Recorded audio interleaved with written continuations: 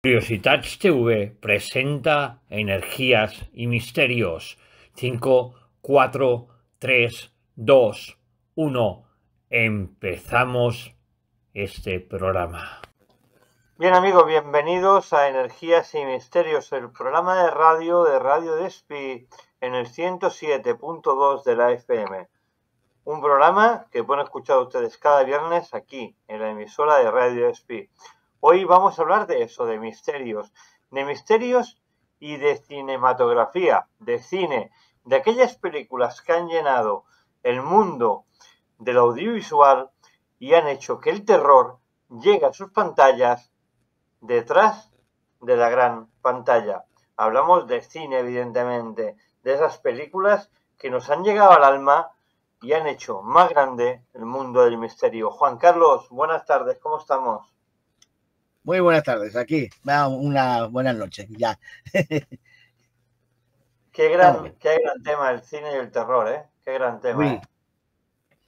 Y Hay además mucho bastante sobre cine, sobre terror, sobre series, sobre muchas cosas que desconocemos y muchas películas que realmente no han sido creadas por, digamos, por guionistas y haciendo una historia inventada, sino que muchas son hechas de un relato original de algo que pasó. Entonces nos pueden llevar a sorprendernos muchas veces cosas que no sabíamos del cine, ¿no? Las últimas más conocidas, por ejemplo, que han sido un caso real basado sobre los Warren, por ejemplo, fue el caso de la Monja 1 y Monja 2, que fueron creadas sobre una historia de los Warren, por ejemplo, que mucha gente no lo sabe, ¿no? Pero bueno, pero aparte de esas dos películas hay 40.000 en el cine, lo mismo que, por ejemplo, aquí en España el tema de Malasaña, que es un caso también real, pero que se ha extraviado un poco la realidad, han cambiado un poco la realidad, porque no pasó todo en la calle Malasaña, sino en el barrio de Malasaña, a través de unos asesinatos, de un hombre que mató a la familia, mató a los hijos y tal. Después también otro que murió, un sastre que murió allí. Pero lo han mezclado todo, lo han puesto en el celuloide, como digo yo. Pero bueno, que realmente que son casos originales y reales, ¿no? Juan Carlos. Pues sí, a ver, como tú decías, aquí por ejemplo en nuestro país pues tenemos de películas, digamos, cinematográficas, o sea, películas basadas en hechos reales, pues no hay demasiadas, pero poco a poco se van ampliando. Ya digo, sí, lo que tú dices, o sea, es el tema de, por ejemplo, del barrio de Malasaña, que como tú bien dices, realmente pasa en el barrio, no pasa como sale en la película en un edificio maligno, digamos, o endemoniado o poseído, ¿no? Luego, por ejemplo, está, por ejemplo, la que, digamos, han realizado en relación al grupo EPTA, por ejemplo, ¿vale? Bueno, el problema de este tipo de películas es que, bueno, está amplificado lo que ocurre en realidad, o sea, está basado en hechos reales, por lo menos no mienten en ese aspecto. Otra cosa es, por ejemplo, de la típica política que realmente ocurre, que es la de si no hay algo que sea interesante, muy interesante, no vende. O sea, hay que meter algo de chicha, ¿no?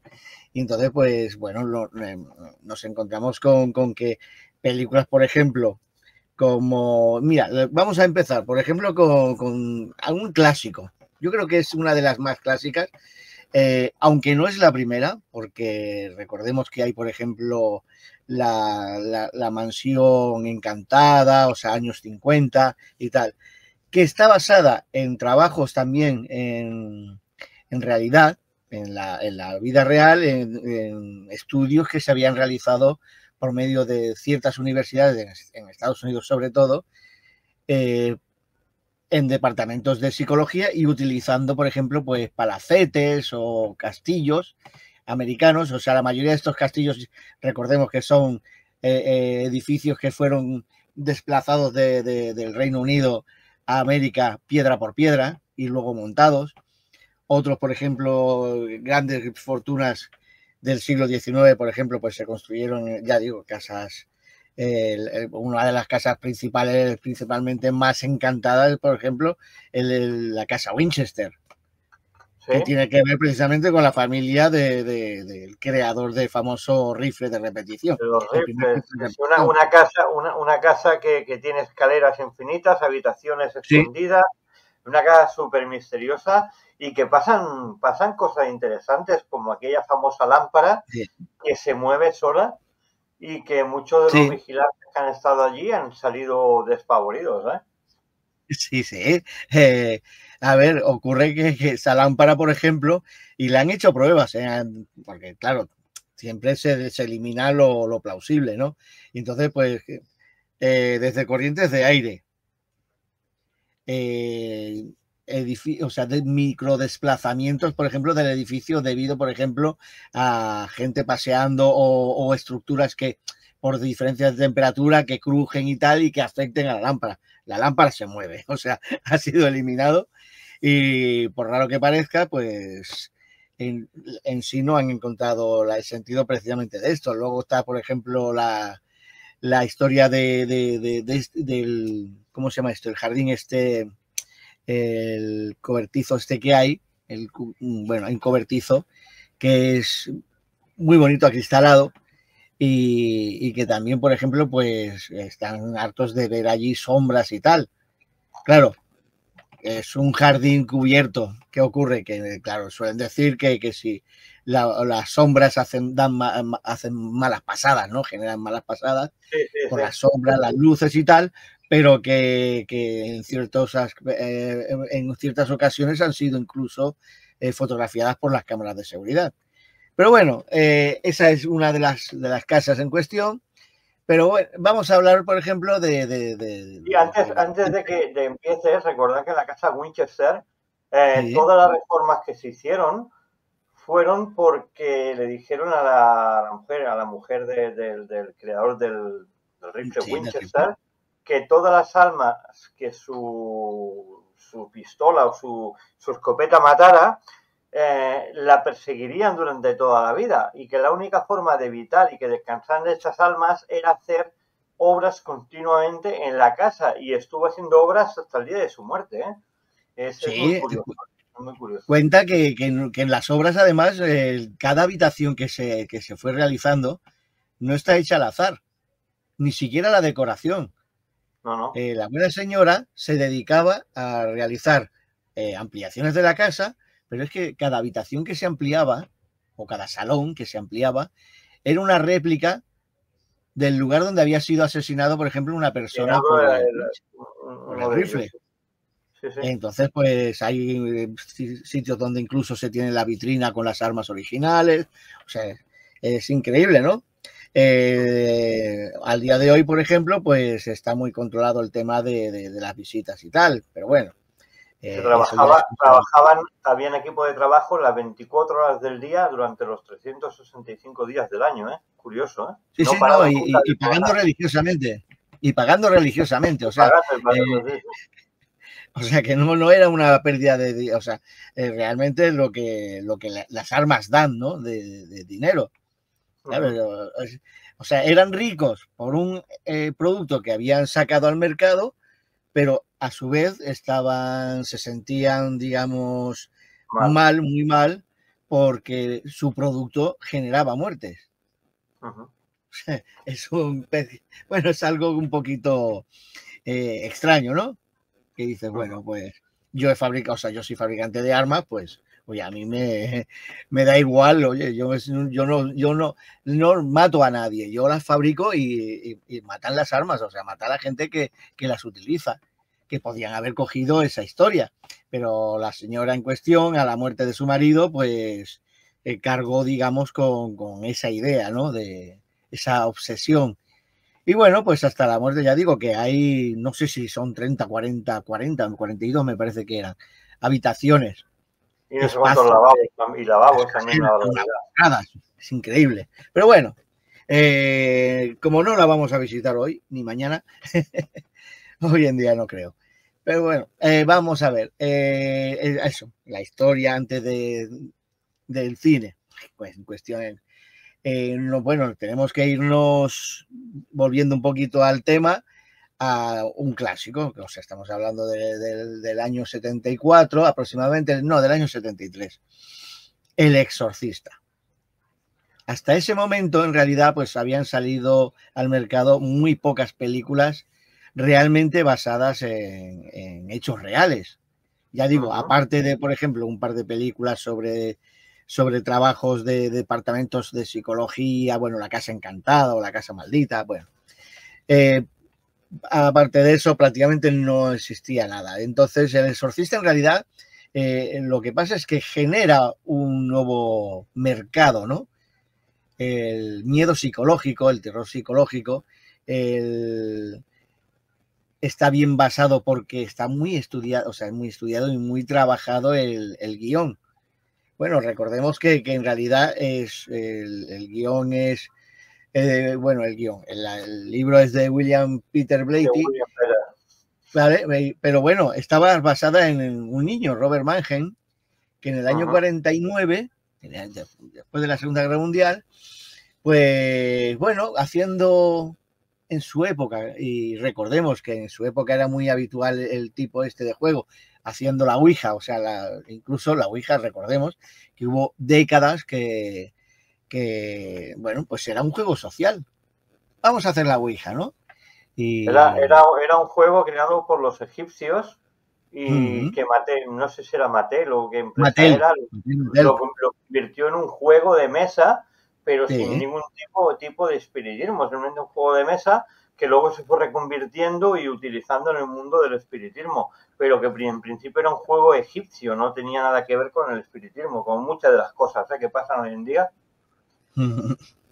Sí, claro. Pero bueno, en este caso, por ejemplo, en El Exorcista, pues Robert Mannheim, el niño en cuestión, pues hacía la Ouija con su abuela. Creo que era, no sé, recuerdo si era su abuela o era su tía. Bueno, con su tía. Ahí lo estaba mirando, estoy mirándola de vez en cuando tengo que mirar las chuletillas, ¿no? Pero bueno, utilizaba o jugaban a la Ouija, bueno, hasta que fallece su tía y él sigue utilizando la Ouija. Y entonces resulta que empezó a, bueno, pues intentó, siguió conectando con la Ouija, quería conectar con su tía, pero ¿qué pasa? Que empieza a desarrollarse una serie de fenómenos que, claro, no venían asociados a encontrarse o contactar con su tía. Empezaron a haber fenómenos de poltergeist, o sea, mesas, sillas que se mueven, objetos, o sea, se levantaba una cama en cuestión, como sale en la película y tal. Y bueno, llaman incluso a un padre, a un cura luterano, porque la familia tenía que ver más con los luteranos que tal, que se llamaba Miles Schulz. Y bueno, pues fue a ver a Mannheim. Y bueno, cuando vio el espectáculo, porque cada vez, o sea, esto iba a más, no iba a menos, sino que se producía cada vez más fenomenología. Y ni corto ni perezoso, o sea, llega un momento en que sabe que aquello le supera y le dice a la familia que llame o que busque un cura católico. Por tanto, recordemos, Juan Carlos, que se usó la Ouija porque el 15 de enero de 1949 se empezaron a oír en esa casa una serie de rasguños y pasos que atemorizaron a toda la familia y ellos querían buscar respuesta a estos ruidos y pasos que escuchaban en la casa. Sí, sí. Bueno, venían asociados y además iban increciendo en relación al fallecimiento de su tía. ¿Vale? O sea que claro, al resto de la familia no le pasa nada, o sea, no sufren ese, digamos, ese aspecto físico de ese ataque o intento de posesión, pero en el niño, por ejemplo, en Mannheim se potencia, ¿no? Bueno, El caso es que, bueno, llaman a un cura, que en este caso el padre se llama, es eso, el padre Hughes, que no es Howard Hughes, sino el padre Hughes, bueno, intenta hacer una serie de exorcismos, pero recordemos que bueno, este señor, pues aun siendo un padre católico, primero no tenía ni el visto bueno del Vaticano, ni había pasado los protocolos, ni tenía el conocimiento como para realizar un exorcismo. ¿Era jesuita este padre, me parece? Este era jesuita, sí, era jesuita. Recordemos que dentro de lo que es la iglesia, en ciertos momentos, solo los jesuitas pueden realizar también intentos de exorcismos, pero muy a bajo nivel, ¿vale? O sea, un nivel muy sencillo. Bueno, el caso es que intentan hacer toda la historia y ya sabemos que bueno, pues el niño en cuestión, por medio de varias ayudas del Vaticano y luego bien tratado, terminan desposeyendo, digamos, o curando, digamos, al niño en cuestión. El 20 de agosto, eso es. Bueno, el 20 de agosto se publica, bueno, uno de los ayudantes, William Peter Blatty, que era estudiante en aquel entonces, realiza un reportaje en el Washington Post, eso es. Pero el niño en cuestión se cura. No está en la película, bueno, ni mucho menos en esta película, pero el niño al curarse, lo que se sabe es que este niño murió hace muy pocos años, murió en el 2018. William Margen, ¿vale? Robbie, de eso. Él llegó a trabajar para la NASA y estuvo implicado en lo que son los departamentos en el proyecto Géminis y Apolo. O sea, que ya digo que todo aquello que pasó en el 49-50, pues digamos que en su crecimiento no le dejó secuelas, ¿no? En relación a la película, por ejemplo, pues son más radicales, ¿no? Porque en la película de Exorcista es una niña, digamos que era más llamativo para meterlo en un guión, era más llamativo una niña que un niño. Y entonces el tema interesante es que lo enfocan desde otro punto, ¿no? En el otro punto de vista. No desde el punto de que la niña fuera o la familia fuera luterana o fuera judía, por ejemplo, no. Directamente eran agnósticos totalmente. Recordemos que la madre lo dice muchas veces. ¿Cómo puede cómo puede pasarle esto a mi hija si somos agnósticos? O sea, no tenemos una base, o sea, un algo, ¿no? Y entonces, pues, el padre Cara, por ejemplo, en este caso y demás, que en la película, pues claro, hay ciertos momentos en los que explica que digamos, la posesión no es tanto porque la niña o la familia sean agnósticos, sino porque se ha abierto una puerta por medio de un objeto. Y entonces entramos dentro de lo que es la parapsicología. En ese aspecto, por eso digo, he hablado del Exorcista, porque es una película que dentro de lo que es el mundo del misterio está muy bien trabajada. El caso es que, por ejemplo, vemos, que la niña le hacen las pruebas médicas pertinentes, todas las médicas, y como suele ocurrir en estos casos, llega un momento en que dice, mire señora, o la encierra de por vida en un psiquiátrico, un frenopático, o llama a un cura. Porque la medicina no puede no puede curarla, o sea, la medicina ya ha llegado al máximo. Y entonces, pues resulta que en este caso, pues el objeto en cuestión, que sale muy pocas veces en la película, se produce por un regalo que recibe de un tío abuelo, o sea, un tío de la madre, que ha venido precisamente de un lugar de Turquía que años después empezamos a conocer como Göbekli Tepe, que son las figuritas estas de esos demonios, ¿no? Y entonces a la niña le regala precisamente una figura de Baal. una figurita, es pequeña, es casi el tamaño de un Air Game Boy, como digo yo, es pequeñita, pero es una figura de Baal, y parece ser que la historia viene de que primero que juegan a la Ouija, tienen la figurita de Baal y entra, digamos, en juego la inocencia, digamos, o la menos capacidad física de defenderse, que es la niña en cuestión. Y hay entonces, pues, básicamente ya saben, ¿no? Hay un elemento de la película que llama mucho la atención, que es cuando la niña gira la cabeza y dice lo que dice, ¿no? La frase que dice, ¿no? Mira la guarda de tu hija, ¿no? O cuando suelta la baba verde, también cuando coge a Jesucristo y se lo clava en la vagina. Pero uno de los hechos más inquietantes de la película es lo que pasó después de la película. Las extrañas muertes y accidentes de todos aquellos que habían participado en la película. Muy curioso, ¿eh? Bueno, cuenta que tuvo accidentes, incluso enfermedades, incluso Linda Blair, o sea, bueno, cámaras, fotógrafos, iluminación, por ejemplo, gente que se caía, bueno, accidentes laborales.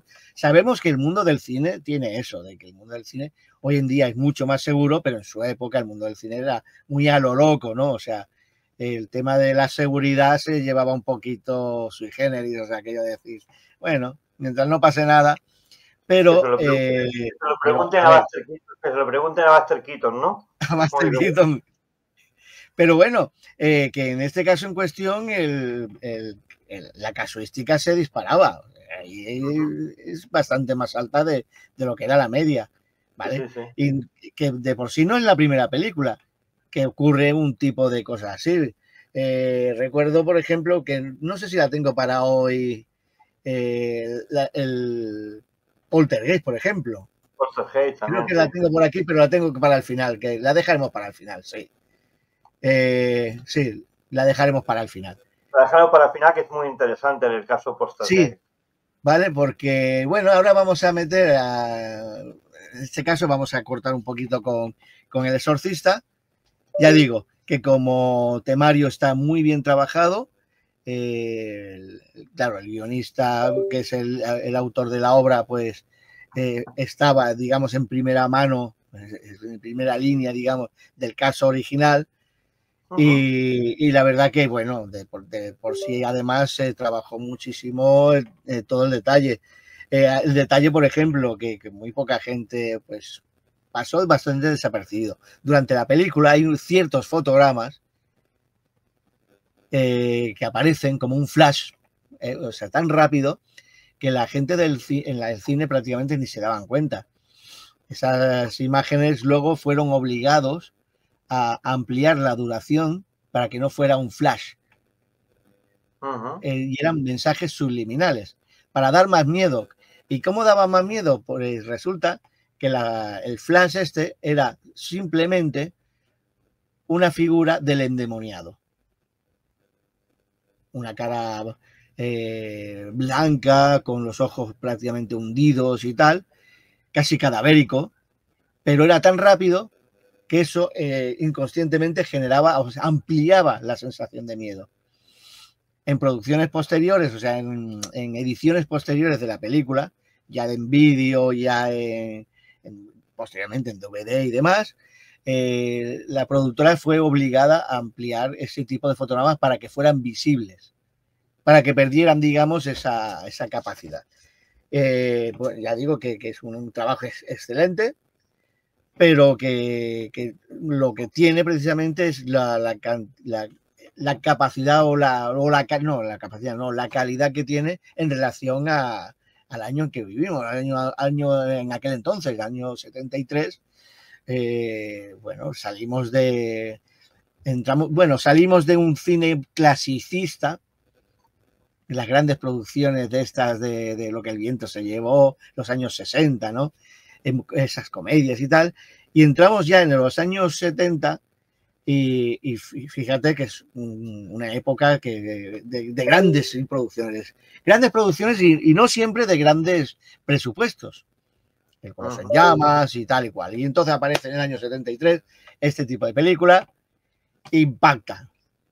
Para Tanto hacer, era un poco así de memoria, para hacer un poquito de memoria lo que era el cine en aquella época, aquí en España vivíamos la época, en aquella época, en el año 70 y pico, hasta los 80 y tal, bien entrado, la época de las películas de Jaimito, la época de las películas de Fernando Zores, de Esteso, de Pajares, y de repente nos encontremos con esta serie de cine americano que cambiaba todo lo establecido en las normas del cine que se conocían en nuestro país, ¿no? Era como algo de...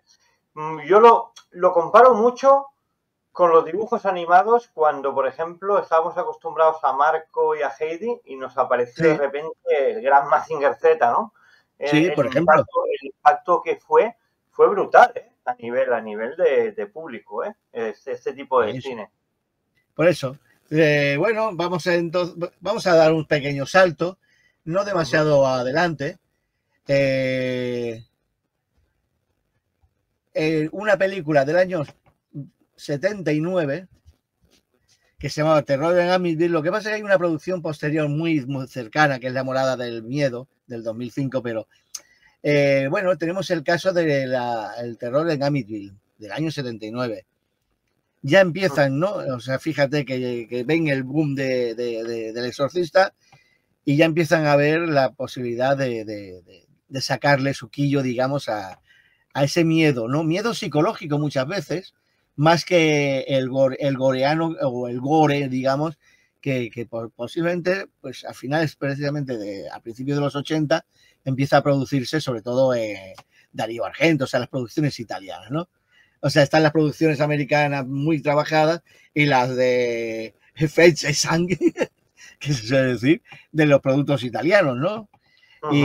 Pero bueno, en este caso, en el Terror en Amityville, estamos hablando de un caso del año 70 y... ¿Cuándo fue? En el año 74. O sea, no fue demasiado tiempo después de que se produjeran los hechos, ¿vale? Un padre de familia, o sea, compran una casa en Amityville, que es un sitio hoy en día precioso, genial, y compran una casa y, bueno, parece ser que el padre pues empieza a escuchar voces, no sé qué, no sé cuánto, llega a una paranoia, esquizofrenia brutal y termina matando una noche a toda la familia.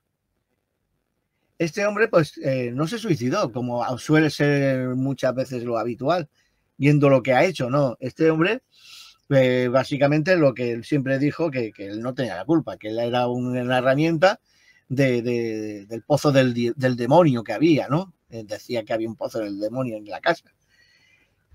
Y entonces pues resulta que bueno, pues este hombre terminó muriendo porque no lo mataron, terminó con cadena perpetua y terminó con sus huesos en la cárcel, o sea, terminó muriendo en la cárcel. El caso es que lo interesante, por ejemplo, de esta película es que volvemos otra vez a la historia esa de lo que lleva detrás, el miedo y tal, es que cuando estaban rodando la película y nosotros conocemos algunas de las imágenes, claro, no sabemos hasta qué punto son reales o son montadas, ¿no?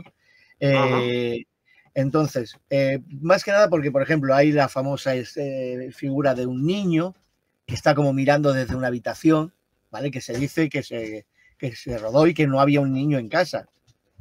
Claro, hay veces que, por ejemplo, yo empiezo a pensarlo y digo, bueno, a ver, no había un niño, no había niños. Estás hablando de que estas imágenes se producen durante el rodaje y en el rodaje había niños en la casa. Porque había niños que eran los actores, los infantiles que estaban metidos en el rodaje.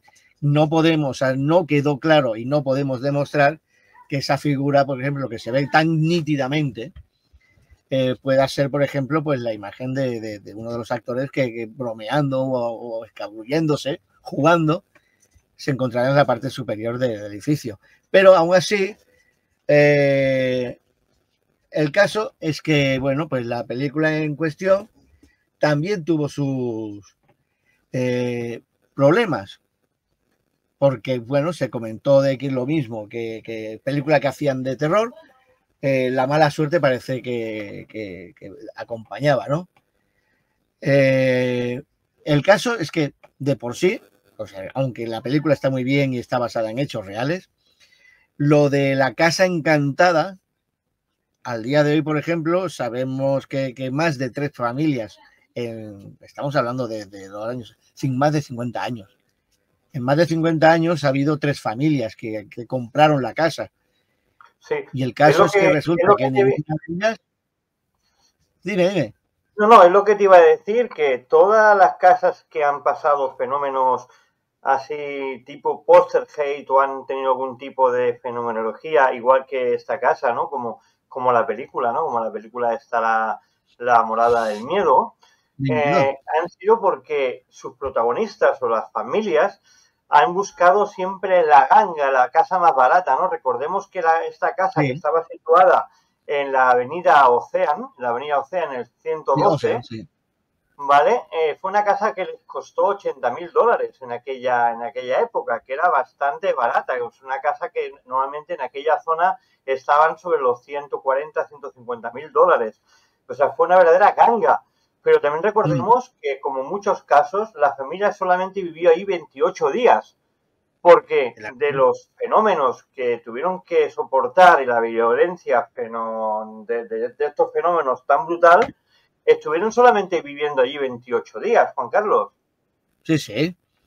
Pero bueno, a ver, 28 días pero es que no sabemos su situación, porque realmente no se sabe su situación, por qué van a la casa, qué situación, digamos, mental tenía el padre ya, a lo mejor llevaba, o sea, hay muchas cosas en el caso que se dejaron de ir porque no se consideraron importantes en su momento. Ya bastante brutal era el que hubiera asesinado a toda la familia y entonces pues como que no profundizaron en una situación anterior.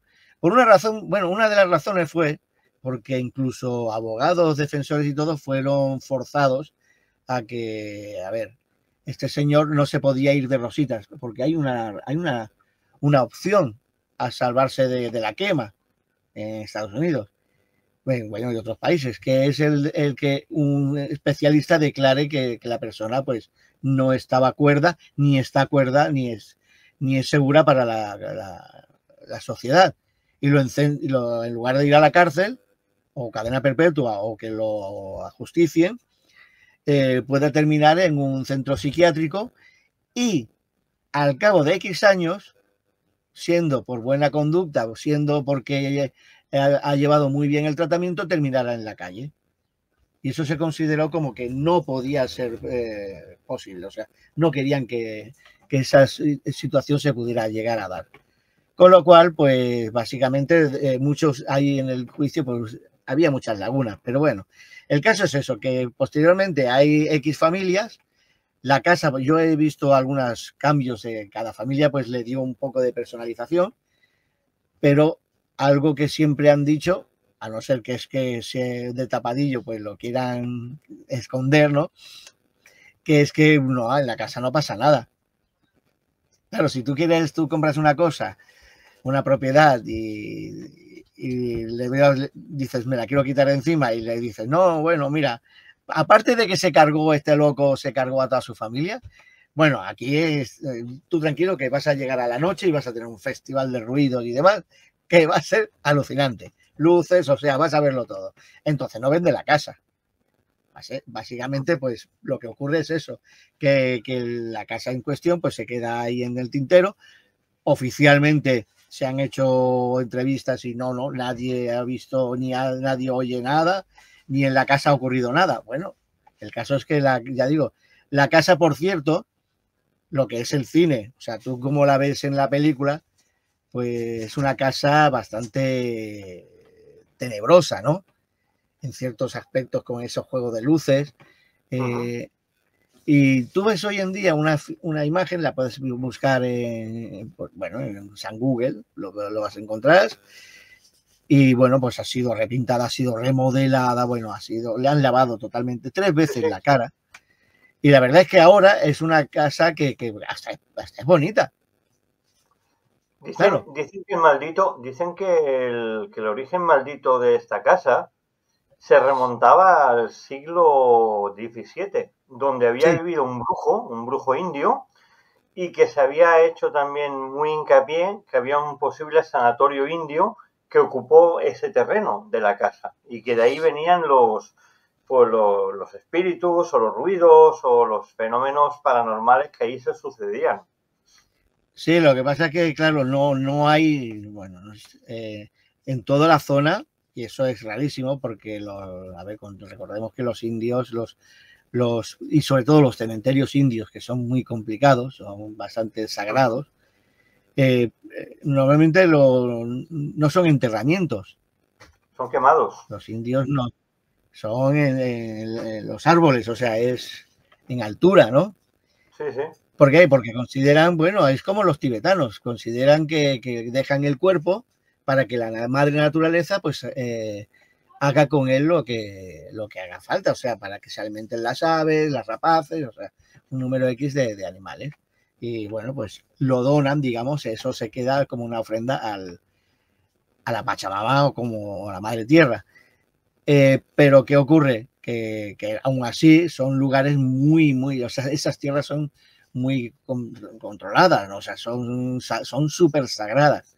O sea, el mero hecho de pisar en su época, el mero hecho de que un hombre blanco o otra tribu de indios pasara o pisara terreno sagrado para esa tribu, sí, podía La muerte. significar la muerte. Mayoritariamente significaba la muerte. Y entonces, pues la historia está en que sí que se hicieron excavaciones alrededor y tal, y en una de las remodelaciones, pero hasta el día de hoy, claro, no se ha encontrado nada. Volvemos a lo mismo. Señores, no, es que no vais a encontrar a indios enterrados. Lo que hay que preguntar es si las tribus que existían en aquel entonces, para ellos esa era tierra sagrada. Eso, por ejemplo, tampoco se ha profundizado. Pero bueno, es, digamos, lo que ha conllevado la película. Sí. Mira, y esa está bastante bien la historia, porque tú ves la película del año 79 y la ves la del 2005, básicamente son más o menos la misma película, ¿no? El mismo guión, claro, a ver, es la misma historia. Pero hoy, al día de hoy, sigue gustándome más la del año 79. Y llámame purista o lo que sea, porque es mucho más sencilla, esos pantalones campanolos, esa ropa, esos pelos, ¿no? Como dices.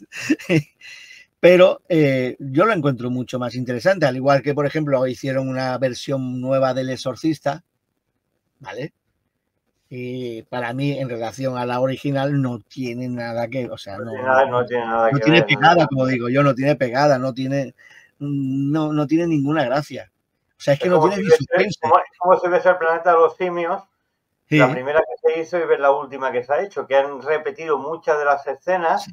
de la primera película, han hecho algunas escenas, pero no tiene nada que ver una con la otra, No, evidentemente. por eso digo. Bueno, pues vamos a saltar a otro caso. Eh, no sé si poner, a ver, sí, bueno, no, vamos a saltar. Es que iba a poner, por ejemplo, la de Maleficio, ¿Sí? pero no, Maleficio es una película del año 2005 también, pero se inspira en la leyenda de la bruja de los Bell, cuyo origen es, o sea, estamos hablando del año 1817 al 21, Siglo XIX, sí. sí, siglo XIX. Bueno, una familia, la familia de John Bell, empezaron a sufrir fenómenos paranormales en su casa, pero brutales, o sea, ataques, pero como digo yo, bofetadas, golpes, puñetazos, empujones y todo, ¿no? Y bueno, golpes en las paredes, o sea, brutal, o sea, para la época y para hoy en día eso sería brutal. Bueno, el problema de la película Maleficio lo que viene a explicar es que una bruja, digamos, alguien que había estado relacionada sentimentalmente con John Bell, resulta que, bueno, pues se le acusó de brujería y tal, y esta señora, pues, como digamos, se sintió ultrajada porque ella consideraba que era el John Bell, debía ser muy guapo el John Bell, porque si no, no entiendo esas peleas. Pero bueno, el caso es que como no lo consigue, pues le hace la maldición. ¿Vale? Bueno, el caso es que, bueno, durante 4 años estuvieron brutal, o sea, con estos golpes y palizas y tal. Bueno. Afectó también a un presidente de Estados Unidos, el general Andrew Jackson, quien alertado Sí, por los ruidos y todo esto, se acercó a aquella casa con un grupo de hombres y fue brutalmente agredido también, un presidente de los Estados Unidos. Bueno, vale, sí. fue antes de ese presidente. Fue antes de ser, a ver, Andrew Jackson, por ejemplo, Andrew Jackson, por ejemplo, el futuro presidente, recordemos que lo que era como una especie de, ¿cómo se podría? Cazador de brujas. Había un papel que había en el siglo XIX, y no sé cómo denominarlo, porque eran como cazador de brujas, puedo decirlo así tranquilamente. Como sí, pero asociados a, por ejemplo, a las iglesias protestantes, luteranas y tal, ¿vale? Y como que mezclaban un poquito todo, ¿no? Y al fin y al cabo resulta que bueno, primero quisieron cargarse a la señora esta, Kate Batts, pero el caso es que resulta que desaparecen los fenómenos a la muerte del famoso John Bell, o sea, el señor. Entonces, a la hora de la verdad, ¿quién podría producir los fenómenos? En este caso, mismo, por ejemplo, es muy parecido a las caras de Belmer, ¿no? Una vez muere María, la fenomenología se paró totalmente. O sea, sí, ¿vale?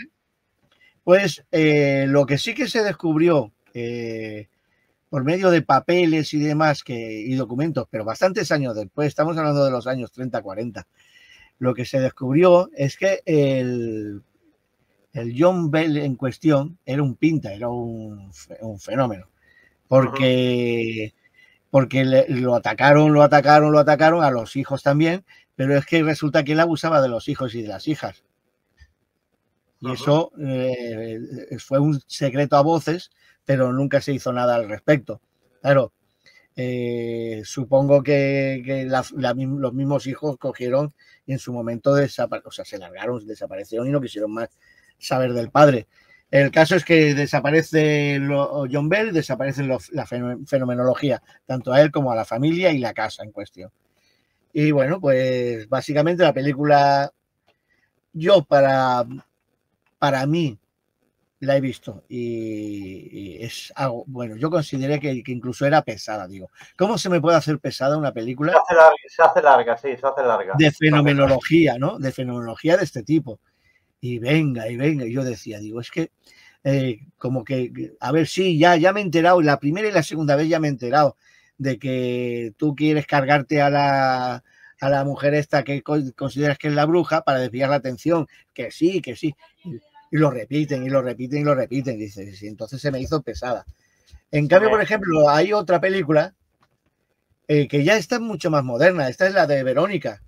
La del caso Vallecas. El caso Vallecas, ¿vale? Y no me voy a extender mucho porque se nos pasa el tiempo, pero sí. básicamente, pues es una película que yo la he visto un par de veces, está bastante bien tratada en relación a lo que ocurrió, pero claro, hoy en día, por ejemplo, en una investigación más profunda, creo que se hubieran desarrollado el temario de otra manera, ¿no?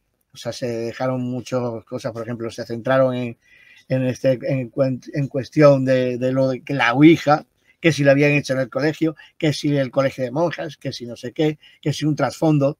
A ver, el trasfondo está clarísimo.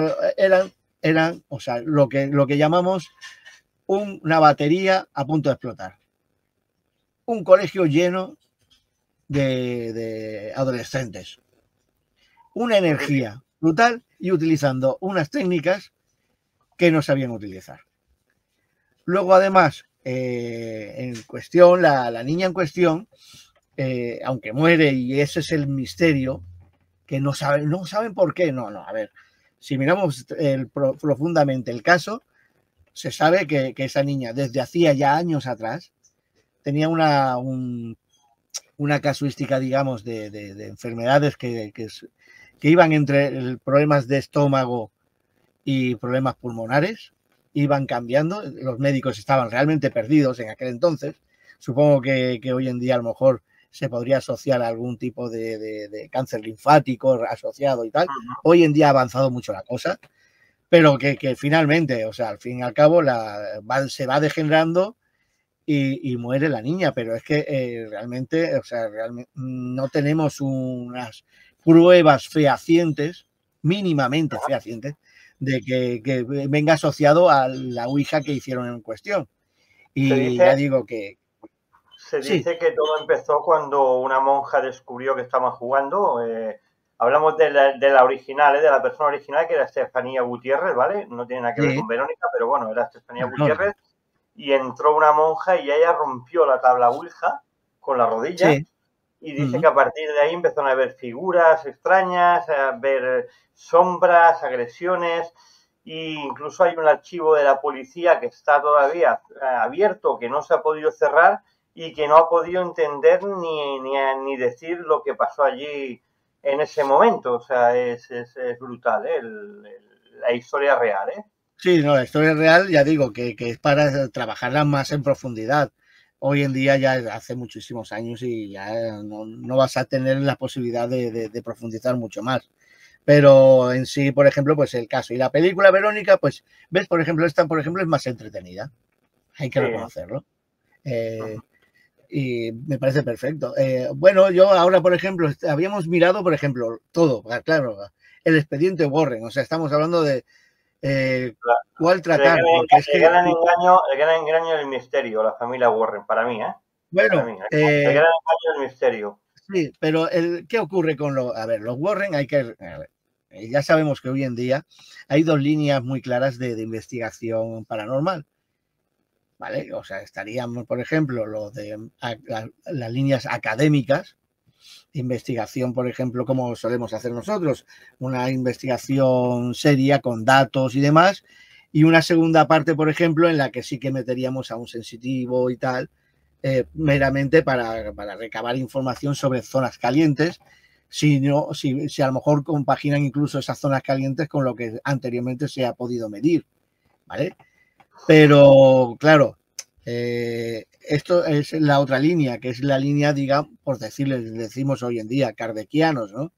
Que sería una línea más espírita, en la cual es el espírita en cuestión o la medium o el medium quien lleva al grupo, ¿vale? Es quien lleva la investigación. Y entonces en estos casos pues es muy diferente, ¿no? Porque no se hace tanto hincapié en el mirar lo que son los datos de los campos magnéticos, de las telúricas, o sea, una serie de datos que pueden resultar bastante interesantes. Entonces, claro, pero bueno, que es otra forma de investigación. Y en este caso, por ejemplo, ellos estarían más en los kardecianos, pero para más INRI, ellos trabajaban en realidad solo, básicamente, quitando el caso Infield, todos los demás son por mandato de investigación de la iglesia en cuestión. Ellos eran católicos, no estamos hablando de protestantes, ellos eran católicos. Y entonces estaban muy asociados al obispado del estado de Nueva York, no, de Nueva York, de la ciudad de Nueva York. Y bueno, el caso es que básicamente, pues claro, su tipo de investigación es muy asociada a los ángeles, demonios, o sea, algo muy asociado a lo bíblico, ¿no?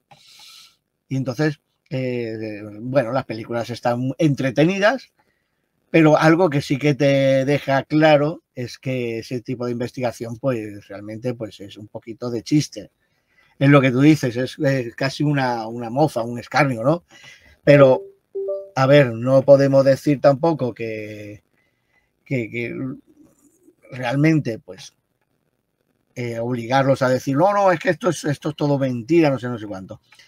ellos, desde su punto de vista, pues claro, consideraban ciertas cosas y que se escapaban, como algo, por ejemplo, pues es las posesiones, pues ya, venga, rápidamente, esto es una posesión, esto no sé qué.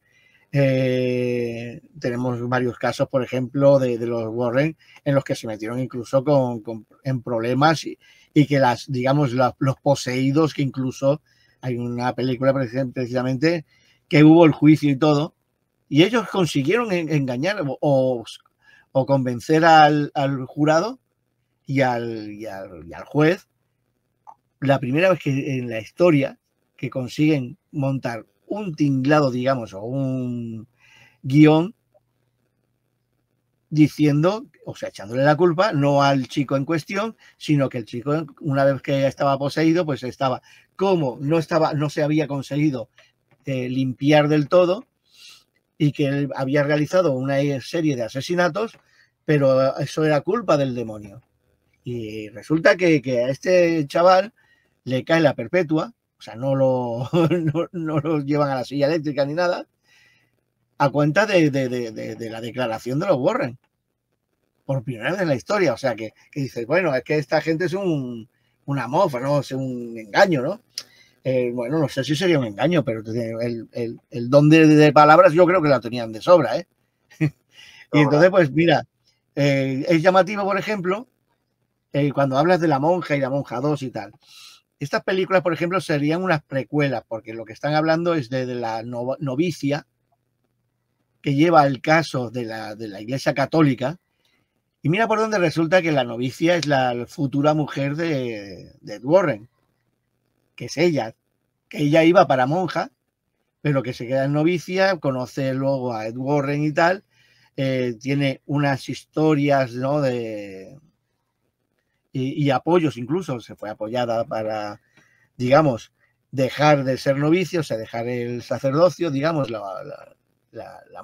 ser monja, no llegó a ser monja, pero asociada toda su vida realmente estuvo asociada a la iglesia, ¿no? Ya digo, al obispado, en todos los casos iban a la par. Pero claro, y hoy estaba, mira por dónde, hoy estaba hablando con un compañero y me dice, porque precisamente de los Warren, no sé qué, no sé cuánto, digo, pero no os dais cuenta de que estos mediums que salen en este tipo de películas o que podemos conocer tienen un guión y no salen de ahí. La señora Warren no sale de La Monja. En el caso de Enfield, mira por dónde resulta que meten por medio a un viejo, el pobre hombre que se muere en su asiento, en su sillón, ¿vale? Pero no, hay una energía muy superior que es maligna. ¿Y quién es? Y te aparece varias veces, la dichosa monja del cuadro. Y dices, a ver, esta señora tiene un problema con lo que es las monjas.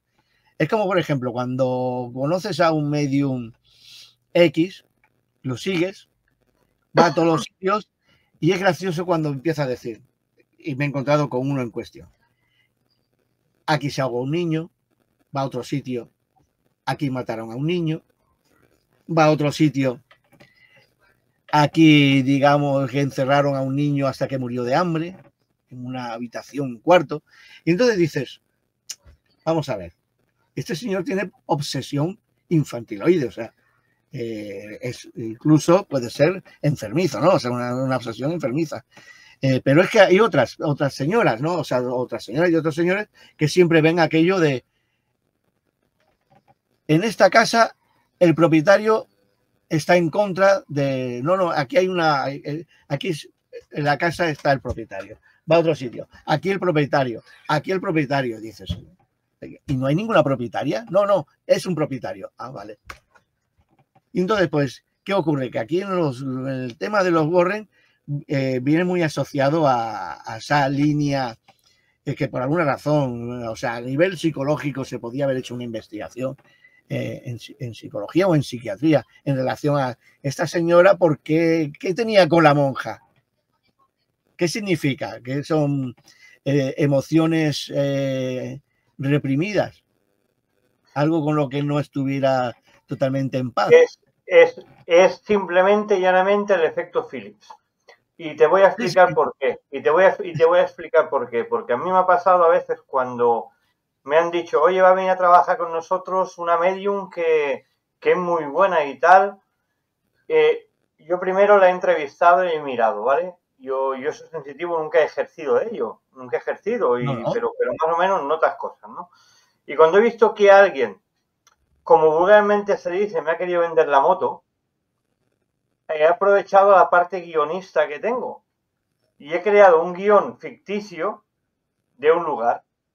Me he inventado que allí pues había un propietario que se ahorcó en la segunda viga a la altura de lo que sea, que habían 3 niños que perdieron la vida porque la madre les disparó con una escopeta y yo qué sé, y que había una abuela allí que lo encerraron detrás de un tabique y le daban de comer por un agujero. Y entonces me he encontrado que explicando una historia así, surrealista, esa presunta medium o presunto medium, porque también hay hombres, han basado todo lo que han visto a razón del relato que yo les he hecho que era falso. Claro. Entonces, ostras, entonces ya descartas toda la investigación, evidentemente. Pero a veces hay que ser malo para descubrir a los malos, como digo yo. Sí. Mira, ahora en 3 minutos más o menos, 4 minutos que nos quedan. Vamos a terminar precisamente, por eso he dejado para el final Poltergeist. Ajá. Y la original, la del año 82. No hablo ya de inventos y refritos, no. Hablo de la del año 82. ¿Y por qué hablo de la...? ¿Por qué? Porque es una de las mayores pruebas, o formas de ver la buena investigación o la investigación, digamos, con protocolos. Si lo vemos quitando que, bueno, la casa, que no sé qué, que si los muebles, que si no sé cuánto, que si la niña al final, ¡pam!, desaparece. Se atraga el armario, ¿vale? Y viene el departamento en cuestión, de la universidad en cuestión, no vamos a decir el lugar, pero bueno, y hace su investigación, con sus protocolos, protocolarias totalmente, ¿vale? Con sus mediciones, sus aparatos, no sé qué, toma sus medidas de aquí parece zona caliente, aquí no sé cuánto, la escalera, bueno. Hasta que se genera una fenomenología que supera el bienestar, digamos, de los componentes o parte de los componentes del equipo, y hay gente del equipo que se larga y no vuelve, ¿vale? Pero ellos hacen un primer proceso que está genial, ¿vale? Y posteriormente, ¿qué hacen? La segunda parte de la investigación. Cuando todo está medido, pero algo te supera porque por conocimiento no llegas a más, entonces pasas a lo que es la parte menos lógica y científica, que sería la del psíquico o el medio en cuestión. Hay que reconocer que en la película, por ejemplo, la señora en cuestión lo hace muy bien. Que a ver que no me acuerdo cómo se llamaba esta señora. Bueno, que está basada, Tangina, ¿ves? Eso, la medium se llamaba Tangina, que está basado básicamente en otra persona que hemos conocido en los últimos años, ¿vale? Y entonces, pues, bueno, trabaja muy bien esta señora. La película es convincente, quitando ya las demás. Yo las demás no las meto. Ya que si el pastor, que si no, yo hablo de la original, como tal, X, punto, ya está. Y entonces, el tratamiento y cómo está basado, por ejemplo, la psicorragia, por ejemplo, las apariciones de objetos cuando están pasando una cuerda, una puerta dimensional que encuentran con la cuerda, y la cuerda empiezan a caer relojes, anillos, historias. Y ese tipo de fenomenología se ha producido incluso en el caso en Madrid, que tiene que ver con el grupo EPTA, la aparición de la nada del anticuario, el proceso del anticuario. Y entonces, pues resulta que por eso lo termino con esto, porque es la película para mí. Queda un minuto, Juan Carlos, un minuto. Pues esto, con esto vamos a terminar, porque para mí es por antonomasia el proceso más claro de funcionamiento de un equipo de investigación con sus protocolos. Que, si te fijas, aún teniendo que trabajar con una medium, que sería algo chocante, ves la visión que tienen de esta señora. O sea, la tienen en un pedestal, ¿no? ¿Por qué? Porque, a ver, saben, ya han hecho un seguimiento y entonces, pues, la película en sí, pues, es convincente. Sí, vale, está súper magnificada, no suele ocurrir eso de los portales y las historias y demás, pero la película en sí, para terminar, es eso, es genial para la época que era. Y ahí terminamos. Juan Carlos, acabamos con Poltergeist, hemos hecho un recorrido por el cine, nos hemos dejado muchas películas en el tintero y muchas cosas interesantes. Quizá algún día hacemos una segunda parte, pero realmente ha valido la pena. Gracias como cada semana. Y a todos ustedes los esperamos aquí en Radio Despí, en el programa Energías y Misterios, en el 107.2 de la FM. Hasta la semana que viene, amigos. Si te ha gustado este contenido, búscanos en todas las redes sociales por nuestro nombre. Y si realmente quieres ver el contenido al completo, puedes buscarnos en la plataforma de YouTube por Curiositats TV. No olvides suscribirte y darle a la campanita. Es totalmente gratis y podrás disfrutar de todos nuestros programas. Hasta luego.